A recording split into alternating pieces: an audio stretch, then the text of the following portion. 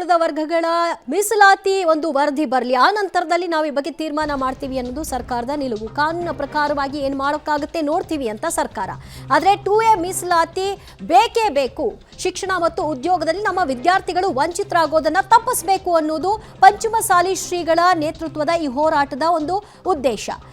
2A ಮೀಸಲಾತಿಗೆ ಆಗ್ರಹಿಸಿ ಪಂಚಮಸಾಲಿಗಳು ಉಗ್ರ ಹೋರಾಟವನ್ನ ಕೈಗೆತ್ತಿಕೊಂಡಿದ್ದಾರೆ. ಪೊಲೀಸ್ ಲಾಠಿ ಚಾರ್ಜ್ಗೂ ಕೂಡ ಜಗ್ಗಲ್ಲ ಬಗ್ಗಲ್ಲ ಅಂತ ಈಗಾಗಲೇ ಶ್ರೀಗಳು ಹೇಳಿದ್ದು, ರಸ್ತೆಯಲ್ಲೇ ಕುಳಿತುಕೊಂಡು ನನ್ನ ಹೋರಾಟವನ್ನ ಮುಂದುವರಿಸ್ತೀನಿ ಅಂತ ಹೇಳಿದ್ದಾರೆ. ಸ್ಥಳಕ್ಕೆ ಬಂದು ಮುಖ್ಯಮಂತ್ರಿಗಳು ನಮ್ಮ ಬೇಡಿಕೆಯನ್ನ ಪೂರೈಸಬೇಕು ಅನ್ನುವಂತಹ ಡಿಮಾಂಡ್ ಅನ್ನು ಕೂಡ ಈಗ ಇಡಲಾಗಿದೆ.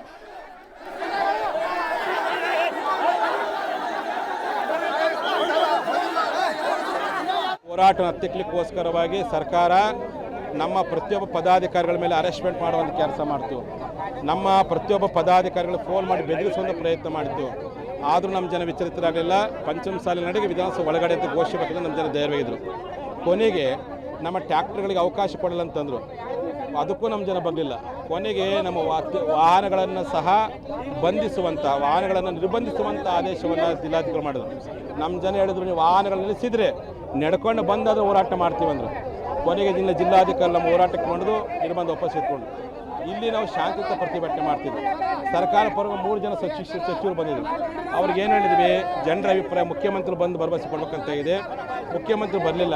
ನಾನೇ CM ಹತ್ರ ಬರ್ತೀನಿ, ನಾವೆಲ್ಲರೂ ಕೂಡಿ CM ಬಂದು ಭರವಸೆ ಕೊಡಿ ಅಂತ ಹೇಳಿದ್ವಿ. ಶಾಂತಿಯುತವಾಗಿ ನಡೆಯಿತು ಹೋರಾಟ, ಏಕದಮ್ ಕ್ರಾಂತಿಗೆ ಹೇಗೆ ತಿರುಗಿತು ಅಂತ.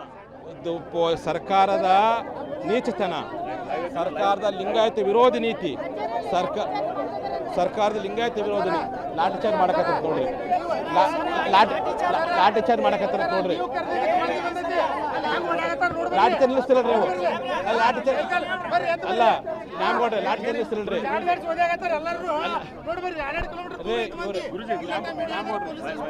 ಅಲ್ಲ ನ್ಯಾಮಗೌಡ್ರೆ, ಲಾಠಿ ಚಾರ್ಜ್ ನಿಲ್ಲಿಸ್ತಿರಲ್ರಿ.